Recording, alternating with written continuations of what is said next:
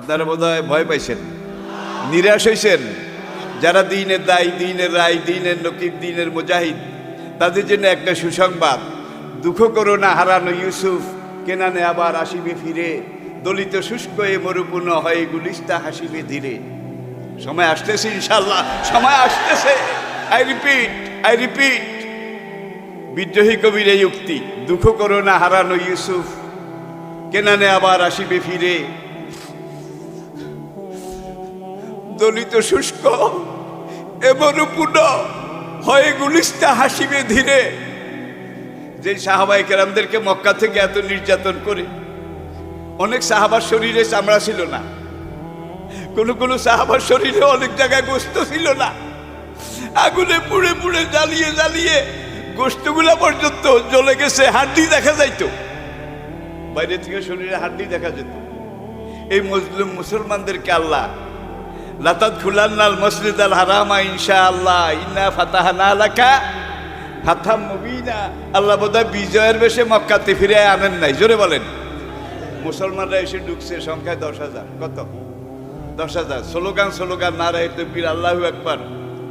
এখন আবু জাহেল, উতবা, ওলিদ, মুগিরা, রবিয়া, সাহেবা, উমাইয়া, 24টা বুখারী কিতাবুল মাগাজি খুলে দেখেন। আরবা শুনামি সানাদিদে কোরাইশের 24 জন বড় বড় নেতা বদরের খাতায় আল্লাহ দপ্তরে জমা হইয়া গেছে। শুধু একটা আসিল, আবু সুফিয়ান। এই একটা ছাড়া সব ইসলামের প্রথম জেহাদে আল্লাহর খাতায় জমা হয়ে গেছে। আল্লাহ পারে নাকি পারে না? তারা সংখ্যা 1000।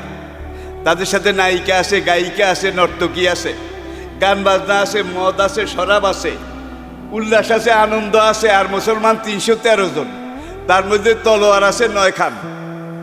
313 জনের মধ্যে তলোয়ার মাত্র 9 খান। এরপরে তীর আছে কয়েক মুঠি, বর্ষা আছে 9টা। সাহাবারা কেন্দ্রে কেন্দ্রে আসে, ইয়া রাসূলুল্লাহ আমাকে অস্ত্র দেন, অস্ত্র দেন। হুজুরের চোখ দিয়ে পানি পড়তেছে, শ্রাবণের বৃষ্টির মতো। আমি কোথায় অস্ত্র পাবো? মক্কাতে মার খেয়ে জীবনটা হারিয়ে জর্জরিত দেহ নিয়ে মদিনায় পালিয়ে এসেছি, কিন্তু এখন ওরা আমাদের গায়ের উপরে এসে আজকে কলাটা নিয়ে যায়, কাল মূলাটা নিয়ে যায়, পরশু এসে কাঁচা খেজুরগুলা সব কেটে ফেলে রেখে যায়। এইভাবে মদিনায় আসার সঙ্গে সঙ্গে ওরা মক্কা থেকে গ্রুপে গিয়ে শুধু ডিস্টার্ব করে। মুসলমান যেখানে পায় ধরে নিয়ে বন্দি করে মক্কায় নিয়ে যায়। ঠিক না বে ঠিক? সহ্য কত করা যায়। এইদিকে গেলে আবার আমার ওই দিকের আলোচনা থেকে যাবে। খেয়াল আছে তো শোরাকার কথা। এখন নবী শোরাকাকে মক্কা বিজয়ের দিন বললেন যে শোরাকা আর অল্প। আমি যে বলছি ইরান রাজার পোশাক তোমাকে পরানো হবে। ওমরের খেলাফতের মাঝামাঝি সময়ে যখন ইসলামের বীর মুজাহিদেরা লোহিত সাগরের পশ্চিম পাড়ে গিয়ে মিশর আক্রমণ করলো, হরমুজ মারা গেল, সেই দুর্দণ্ড সেই যুগের কি আমেরিকার এক প্রেসিডেন্টের পতন হয়েছে। নাম কি? উত্তর কোরিয়ার কিম। যুবক হইলেও ঠেলা আছে। সেটা আমেরিকার এটা প্রেসিডেন্ট না, এটা বুড়া দামলা বুড়া। আর বর্তমানে যেই প্রেসিডেন্ট নির্বাচন হয়েছে, 7টা মুসলমান দেশের উপরে নিষেধাজ্ঞা ছিল। প্রথম 10 দশকে এই মুসলমান দেশের উপরে নিষেধাজ্ঞাগুলা প্রত্যাহার করেছে। আল্লাহর রহমতে লক্ষণ ভালো। সে তো মুসলমানের টালতে পাইও না, মানতে পাইও না। বাইডেন সে দেখছে এটা অন্যায়, এটা জুলুম, সে প্রথমবারই এটা ক্যান্সেল করেছে। তাইলে আল্লাহর রহমতে সময় কথা বলবে, ঠিক কিনা বলেন? এখন সব গনিমত আসলো। হায় মণিমুক্তা, হীরা জহরত, সুপার পাওয়ারের সম্পদ কি না ছিল। এখন মসজিদে নববীর সামনে এগুলা সব স্তূপ করা হলো। ওমর রাদিয়াল্লাহু তাআলা আনহু, মুসলিম জাহানের আমিরুল মুমিনিন, খলিফাতুর রাসূল, খলিফা আমিরুল মুমিনিন, তিনি মসজিদ থেকে বের হয়ে লাঠি দিয়ে এইভাবে লাড়ে। দেখে যে হীরার হার, মণিমুক্তার হার, সোনার হার, লুলু মারজান, এটার মালা ওমরে লাড়ে। আর কয়, যারা এই মহামূল্যবান সম্পদগুলো পারস্যে সেখান থেকে গনিমত হিসেবে নিয়ে এসেছে, তারা খুবই আমানতদার। এত মূল্যবান সম্পদ এরা বাইতুল মালে জমা না দিলেও তো পারত। তখন একজন সাহাবী কয়, ইয়া আমির আল মুমিনিন, আপনি চুরি করেন না, সুতরাং আপনার যারা অনুসারী সাহাবা তারাও চোর হয় না। গোড়া যদি খারাপ হয় কি? কোরআনে দেখেন জেনার বিচার কত সাইন্টিফিক, কত বিজ্ঞান ভিত্তিক। আর জানিয়াত জানি, জেনাকার অবিবাহিত যুবক, ও জানি অবিবাহিত যুবতী, অবিবাহিত যুবক অবিবাহিত যুবতী, এজা জানাইয়া সূরা নূর প্রথম দিকে পড়েন। তাহলে তাদেরকে কি করো? ফাজলেদু কুল্লা ওয়াহিদি মিনহুমা মিআতা জালদা, এক একজনকে 100 দৌড়া করে মারো, পানিশমেন্ট। এরপরে তওবা করাও, তওবা করানোর পরে জানি লা ইয়ানকাহু ইল্লা জানিয়াতান আও মুশরিকাতান, এখন এই দুইজনের মধ্যে বিয়ে পড়াইয়া দাও। কারণ যে জেনা করেছেন সে বিবাহ করিতে অবশ্যই বাধ্য থাকিবে। তোর ভালো লাগছে এই জন্য বেডির কাছে গেছ, ঠিক কিনা বলেন? গিয়ে তার সাথে তুই জেনা করেছিস, তাকে এটো এটো এটো এটো বুঝেন, নোয়াখালীর আইন্দা। আপনারা কি বলেন? কি আইন্দা? আইন্দা তুই যখন এই মেয়েটারে আইন্দা করেছিস, তোর আইন্দা তুই অবশ্যই খাইতে বাধ্য থাকবি, তোর ওকে বিয়ে করাই লাগবে। এখানে মারার হুকুম দেয় নাই, তওবা করাইয়া 100 দৌড়া গায়সায় নগদ দিয়া টিয়া বিয়া পড়াইয়া দাও। আবার দেখেন আর এক আয়াত, আর শাইখ আর শাইখাতে যা জানাইয়া, বিবাহিত পুরুষ আর বিবাহিতা নারী এই দুইজন যদি জেনা করে, ফারজেমুহুমা নাকালাম মিনাল্লাহ, তাদের কোমর পর্যন্ত গেলে পাথর মেরে তাদেরকে শেষ করে দাও। একই জেনা বিবাহিত দুইজনে করেছে, তাদেরকে জানে মারে নাই, 100 দৌড়া মেরে বিয়ে পড়াইয়া দিছে। আর পরের দুইজন বিবাহিত, তারা জেনা করেছে। এখন কোরআন ফৌজদারি আইন, জুডিশিয়াল ল, দণ্ডবিধি, কোমর পর্যন্ত গেলে শেষ করে দাও। তাহলে বিচার দুই রকম হইল কেন? কত সূক্ষ্ম ফিলোসফি এখানে। আগের দুইটা ছিল অভাবসোর, আগের যে দুইটা জেনা করেছে এই দুইটা অভাবসোর, কারণ অবিবাহিত। আর শেষে বিবাহিত যে দুইটা জেনা করেছে স্বভাবসোর। কি অভাবসরে দেশের বেশি ক্ষতি করে না। আপনার ক্ষেত্রে একটা মূলা নিয়ে যায়, একটা করলা নিয়ে যায়, আপনার জালের একটা কই মাছ নিয়ে যায়, জাতির কোনো ক্ষতি হয় না। কিন্তু স্বভাবসোর যারা, তারা স্প্রিং এ চেয়ারে বসে, এসি রুমে বসে এক এক কলমের খোঁচায় কোটি কোটি কোটি কোটি টাকা নিয়ে যায়, চুরি করে, বিদেশে পাচার করে। এরা কি অভাবসোর নাকি স্বভাবসোর? তাহলে স্বভাবসোরের বিচার হয় না। গেলাম ব্রিটেন, আমেরিকা, জার্মানি, ফ্রান্স, এরপরে করোনার আগে আমি ছিলাম পূর্ব বেল্টে, Singapore, Malaysia, south Korea, Japan. এই প্রত্যেকটা অমুসলিম দেশে দেখলাম দুনিয়ার বড় বড় আমলা নেতা, তাদের second home second home second home বুঝেন কি? জাপানের মতো দেশে জায়গা কিনে একটা বাড়ি করা, যেই পরিমাণ পয়সার দরকার ভাই, এটা কইলে আপনারা ডরাইবেন, 3 বার বুকে সেপ দিবেন। বেতন আর কত? কিন্তু দেখা গেল বছরের পর বছর লক্ষ লক্ষ লক্ষ লক্ষ কোটি কোটি বিলিয়ন বিলিয়ন বাংলাদেশি টাকা এইভাবে বিদেশে চলে গেছে। এবং এই টাকা বিদেশে নিয়ে বিদেশে যারা বাড়ি করেছে একটাও অভাবসোর নয়, সব স্বভাবসোর, ঠিক কিনা বলেন? এরা ব্যক্তির ক্ষতি না, পুরা দেশের ক্ষতি। দেশকে এরা উচ্ছন্নে দিয়ে দিয়েছে। আপনার ঘরের সামনে যদি একটা জমিন আছে, শাকসবজি করেন ভালো, খুব দামি, এখানে কয়েকটা বাদার মুড়া, ঘাসের মুড়া গজাইল, এখন আপনার দায়িত্ব কি? কোদাল লন, নির্বাড়াই লন। নূহ আলাইহিস সালাম যেভাবে কইছে লা তাজার আলাল আরদি মিনাল কাফিরিনা দাইয়ারা, এমন ভাবে কোদাল মার যাতে আগাছার একটা শিকড় না থাকে। এইভাবে এটাকে যদি উপড়ায় ফেলেন তাহলে জমিনটার মধ্যে আর বালা নাজিল হবে না, আর আগাছা বাড়বে না। আর যদি আগাছা এগুলাকে রেখে দেন, দর্শনের সেঞ্চুরি উদযাপন করা হয়েছে, বিচার করা হয় নাই। দিনের বেলা রাজপথে মানুষ কুপিয়ে মেরেছে, বিচার করা হয়নি। আবরারকে সারা রাত পিটাইতে পিটাইতে মরার পরেও পিটাইছে। কোনটার বিচার হয়েছে? কোনটা?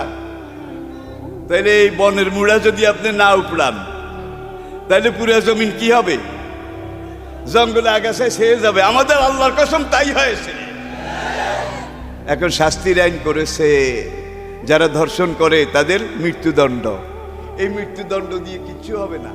সংসদে আইন পাশ হয়েছে, কিন্তু দর্শন দিন দিন বাড়তেছে। ঠিক না বে ঠিক? ঠিক না বে ঠিক? মানুষের তৈরি আইন, এটা দিয়ে কোনো যুগে শান্তি আনা যায় নাই। শান্তি যদি আনতে যান বাইতুল মুকাররমের সামনে বিবাহিত একটা নর আর নারী যদি জেনা করে, সেখানে কোরআন বলছে দেশের লোকদেরকে আগে পাবলিসিটি করা, তারা আসুক, স্টেডিয়ামের উপর থেকে দেখুক, বাইতুল মুকাররমের ছাদ থেকে দেখুক, বঙ্গবন্ধু এভিনিউর বিল্ডিং থেকে দেখুক, জেনা করেছে তাকে কিভাবে শাস্তি দেওয়া হয়।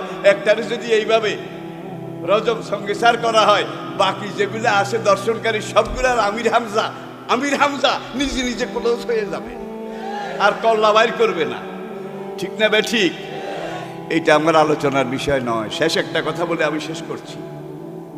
আমার সন্তান প্রতিম, পুত্র প্রতিম ময়দানে আজকে যারা কথা বলে, তারা আমরা দুইজনের রুহানি সন্তান। কিন্তু কি আমাদের দুই ভাইয়ের রুহানি সন্তান। সারা বাংলাদেশে যেখানে যাই তারা আমাকেও আব্বা ডাকে, আমি তাদেরকে ছেলে বলে ডাকি। তারা অনেকে আমার কদম বুসি করে, সরাইতে চাইলে সরাইতে পারি না।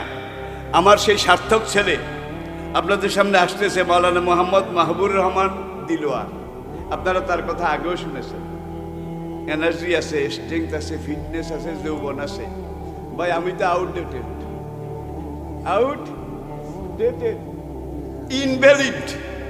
ইনভ্যালিড। তো অধিকাংশ নবী ব্যবসায়ী ছিলেন, যে কোনো পেশা করতেন। সাহাবায়ে কেরামের 14 আনারও বেশি সাহাবা ব্যবসায়ী ছিলেন। ঠিক কিনা বলেন? 2019 সালে সাহাবারা কোরআনের নির্দেশ অনুযায়ী ব্যবসা করেছেন। ঠিক না বে ঠিক? ঠিক না বে ঠিক? আজকে কোরআনের নির্দেশ অনুযায়ী বাংলাদেশে একটা ব্যাংক হয়েছে, আপনারা জানেন। প্রায় 35-36 বছর আগে, 3 যুগ আগে একটা ব্যাংক হয়েছে, কোরআন অনুযায়ী চলে। এই ব্যাংকটা বর্তমান বিশ্বের শ্রেষ্ঠ 1000 ব্যাংকের একটা, দক্ষিণ পূর্ব এশিয়ার সবচেয়ে বড় ব্যাংক, যেখানে সবগুলো ব্যাংকে লাল বাতি জ্বলতেছে। অফিসাররা বসে বসে পিঠ চুলকায় আর মশা মারে। আর এই ব্যাংকটা কোরআন অনুযায়ী, যেই ব্যাংকটা বোধহয় চিনছেন, চিনেন নাই বোধহয়? চিনছেন? এই ব্যাংকটা দক্ষিণ পূর্ব এশিয়ার সবচেয়ে বড় ব্যাংক। কিন্তু দুঃখ করে বলতে হয়, এই ব্যাংকের ভিতরে উন্দুর ঢুকাইছে, কাউয়া ঢুকাইছে। আলহামদুলিল্লাহ, উন্দুর কাউয়া কিছু করতে পারবে না। যেটা হক সেটা ছিল, সেটা থাকবে। এরপরে দেখেন আরো কিছু মানুষ তারা হাসপাতাল বানাইছে। ঠিক কিনা বলেন? এখন ওই যে কোভিড, করোনা পরীক্ষা, যত সরকারি হাসপাতাল, বড় বড় আন্তর্জাতিক হাসপাতাল, তারা করোনার সার্টিফিকেট দিছে। ইটালি যাইয়া দেখা গেছে 14 আনা সব কি জাল, ভুয়া। কিন্তু এই যে কয়েকটা হাসপাতাল আছে যেগুলাকে কেউ কেউ বলে রাজাকারের ব্যাংক, রাজাকারের হাসপাতাল। এখন এই বিদেশে যাওয়ার পরে যখন দেখে যে ইবনে সিনার প্যাড, যখন দেখে যে ইসলামী ব্যাংক ফাউন্ডেশনের প্যাড, তখন বলে যে ওকে ওকে, এটার মধ্যে কোনো 2 নম্বর নাই, তদারকি করা লাগবে না। আলহামদুলিল্লাহ, এটা হলো ইসলামের গ্রহণযোগ্যতা।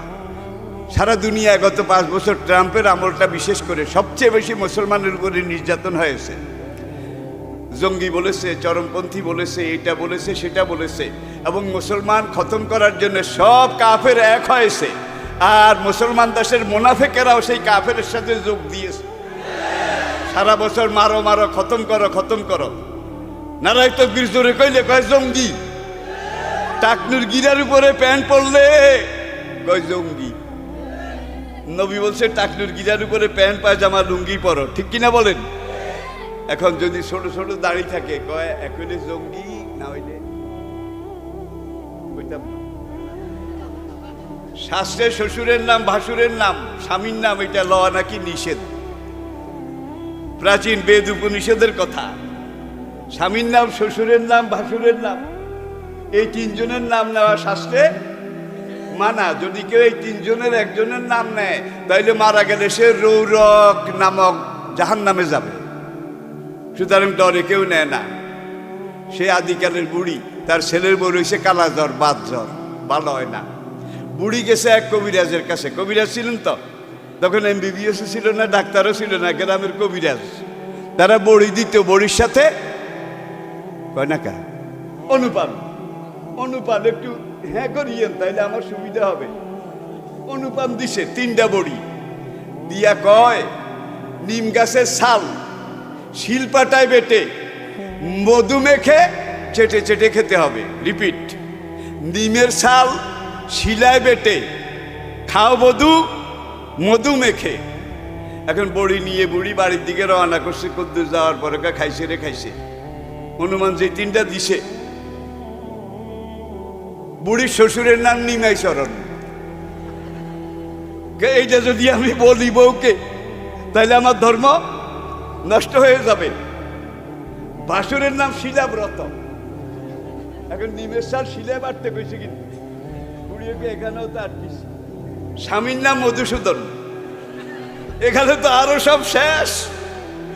এইবার বুড়ি বাড়িতে গিয়ে বোরে বড়ি বুঝাইয়া দেবে, এই অনুমান মিশাইয়া খাইতে হবে। কিন্তু নাম তিনটা যদি কয়, তাহলে বুড়ির ধর্ম টর্ম সব শেষ। এখন এই তিনজনকে হাজির করেছে, শ্বশুর, ভাসুর, স্বামী। এখন বোর সামনে কয়, এই বউ আমার দিকে চা, এনার ছাল তেনায় বেটে। প্রথম নিমের গায়ে হাত দিছে, নিমের ছাল, ইনার ছাল তেনায় বেটে।